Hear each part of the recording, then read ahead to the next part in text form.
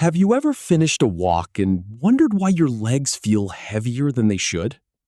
Or maybe you've noticed that walking across a parking lot feels harder than it did a few years ago. Perhaps your knees ache, your back gets stiff, or you find yourself losing balance more often than before.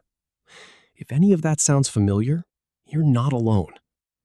Many adults over 60 believe these changes are simply a normal part of aging.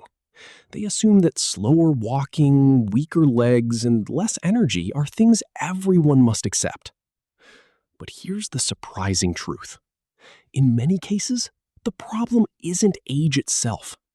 It's a walking mistake that millions of seniors make every day without realizing it. And even more surprising, certain common foods may be making the problem worse behind the scenes. Today, we're going to uncover one of the biggest walking mistakes older adults make, explain why it can gradually affect strength, balance, and mobility, and show you exactly how to fix it. We'll also reveal several everyday foods that may be quietly contributing to inflammation, muscle weakness, and reduced energy, and what healthier alternatives you can choose instead.